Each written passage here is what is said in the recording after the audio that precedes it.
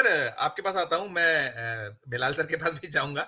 मैं ये चाह रहा था कि जो आप दो टेन्योर देखे आपने मोदी जी के, इस टेन्योर में पहला जो सत्र और ये जो पहली सही जो परीक्षा थी विपक्ष की, जो जिस तरीके से बार बार कानून की किताबें खुली, नियम नियम की किताबें खुली और बार बार लहराया गया, बहुत लंबे अरसे के बाद हाउस में ऐसा नजारा पेश आया होगा। और जो बात की, चाहे शीतल सर हो और चाहे आनंद सर हो, कि बड़ा एक निरीहता नजर आई थी कि सत्तारूढ़ दल, प्रधानमंत्री जी की बेबसी, उनका चेहरा तो वैसे ही लगातार हम देख रहे हैं, निरंतर वो जो तेज था वो गायब है।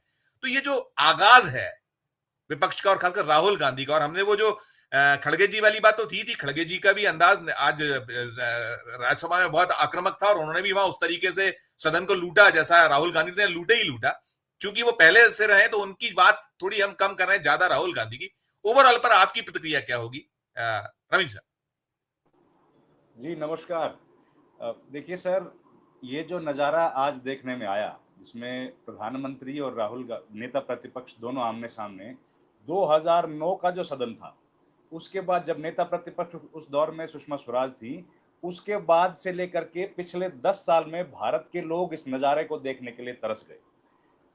आज सबसे पहले मैं एक बार याद जरूर हमको करना चाहिए, 2014 में जो सबसे बड़ी 44 सांसदों की पार्टी के अध्यक्ष थे मल्लिकार्जुन खड़गे, और उसके बाद अधीर रंजन चौधरी, उन दोनों लोगों ने, आप समझिए उस दौर का किस वक्त कैसा समय रहा होगा जब यही लोग सरकार में थे और स्पीकर ओम बिरला थे, और उन लोगों को बोलने नहीं दिया जाता था। आज मुझे लगता है हिंदुस्तान के लोगों को इस बात का एहसास होगा कि नेता प्रतिपक्ष के पद भर की क्या ताकत है। आज अगर ओम बिरला राहुल गांधी को बोलने से नहीं रोक पाए, तो उसके पीछे केवल यही ताकत थी कि वो उस पद पर बैठे हैं। नहीं तो बड़े सबसे बड़े जो संसदीय दल है, उसके अध्यक्ष तो अधीर रंजन चौधरी भी थे। आप देखिए उनके साथ किस तरह का व्यवहार इसी सदन में होता था। वो तो मल्लिकार्जुन खड़गे भी थे जब 2014 में उनकी सरकार नहीं बनी थी। तो उस वक्त के ओम बिरला में और आज के ओम बिरला में जमीन आसमान का अंतर था। पहली बार हमने देखा कि बिल्कुल शीतल जी ने जो कहा कि संरक्षण मांगते हुए इतने साल से जिस तरीके से बुलडोज किया गया है सदन के भीतर, जो अवमानना की गई है सांसदों की, जो भाषा का उपयोग किया गया है, और पहली बार मुझे लगता आजादी के बाद पहली दफा हुआ है जब सत्ता पक्ष के लोगों ने शोर मचाया हो किसी प्रतिपक्ष के नेता के दौरान। कितनी बार ऐसा हुआ जब संसद, मुझे याद है भगवंत मान का समय, जब भगवंत मान ने कुछ सुरक्षा को लेकर एक उनसे गलती हो गई थी संसद के बाहर, तब सत्ता पक्ष के लोगों ने शोर शराबा मचाया और हाउस को एडजर्न कर दिया गया था। ये तमाम चीजें हम लोगों ने देखी, और आज बिल्कुल जिस तरह का नजारा हम लोगों को देखने को मिला, वो नजारा इस बात की तरफ इशारा करता है कि नेता प्रतिपक्ष राहुल गांधी जिस तरीके से फॉर्म में है, और वो फॉर्म प्रधानमंत्री नरेंद्र मोदी की जो बॉडी लैंग्वेज पिछले 10 साल से जब वो आते थे हाउस के भीतर, जब वो प्रवेश करते थे, तो किस तरीके से मेज थपथपाता, थप थप थप थप थप करके उनका स्वागत किया जाता था। इस बार वो धीरे धीरे धीरे धीरे कम होता जा रहा है।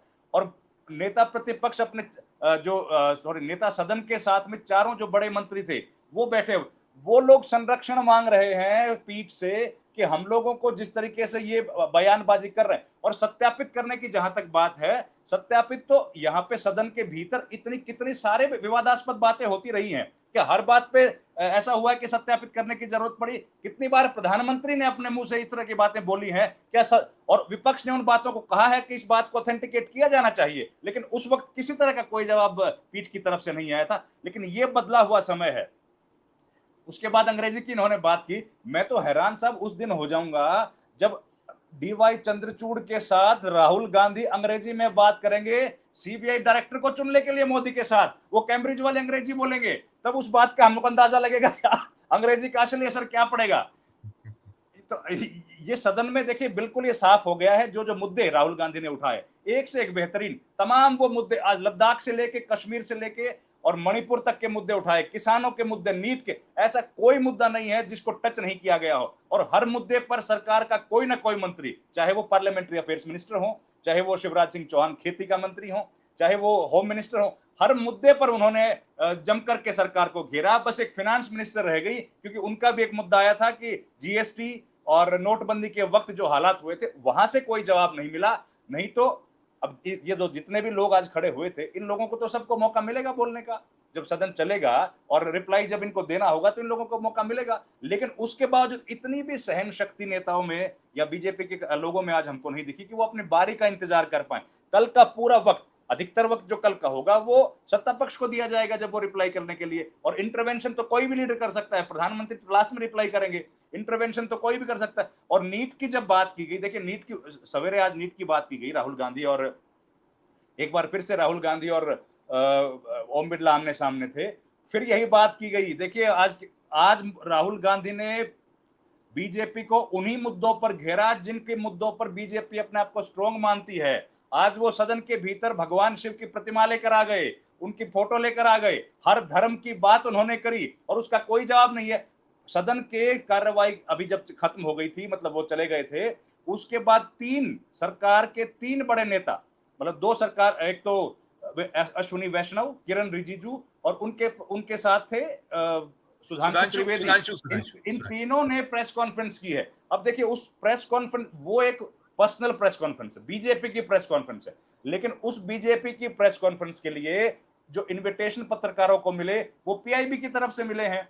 अगर ये संसदीय जो कार्य है ये उसका भी कहीं ना कहीं उसके साथ कॉम्प्रोमाइज हो रहा है। अगर प्राइवेट प्रेस कॉन्फ्रेंस है किसी पॉलिटिकल पार्टी की तो पीआईबी उसमें इन्वॉल्व नहीं होता है, लेकिन यहां पर पीआईबी इन्वॉल्व, आज मैंने उसमें देखा कि पीआईबी उसमें इन्वॉल्व हो रहा है। इस तरह की जो चीजें, मुझे लगता है जब पॉलिटिकल पार्टी मजबूत होंगी, खासतौर पर विपक्ष, तो ये चीजें धीरे धीरे खत्म होती चली जाएंगी। महुआ मोइत्रा जो वापस आई है सदन में, संजीव जी, उन्होंने किस तरीके से ब्लास्ट किया है, किस तरीके से परखच्चे उड़ाए हैं। और उसके बाद ए राजा जैसा व्यक्ति, ए राजा देखिए वही व्यक्ति जिसको यूपीए की सरकार ने जेल में भेजा, कनिमोई जिसको यूपीए की सरकार ने जेल में भेजा, लेकिन क्योंकि आज भी वो लोग यूपीए के साथ खड़े हैं, यानी कि इंडिया गठबंधन के साथ खड़े हुए हैं। और उन्होंने जो जो मुद्दे उठाए, जिस तरह की उन्होंने, महुआ मोइत्रा ने बात की कि प्रधानमंत्री जी आप तो मेरे इलाके में 2 बार आ गए और मैं आज 1 बार आई हूं तो भी आप मेरी बात सुन नहीं रहे हैं। तो ये तमाम बातें देखिए इस तरह की होगी आने वाले वक्त में, जिस तरह की पार्लियामेंट चलेगी। और मुझे लगता है यही अकाउंटेबिलिटी अभी तक हाउस में नहीं देखी गई थी। आज जिस अकाउंटेबिलिटी का प्रदर्शन हुआ, आज जैसे नेता प्रतिपक्ष वहां बोल रहे हैं, तो पूरा सदन और पूरा सरकार का जो ट्रेजरी बेंचेस थी वो कितने ध्यान के साथ सुन रहे थे, हर बात पे हुटिंग करने की कोशिश कर रहे थे।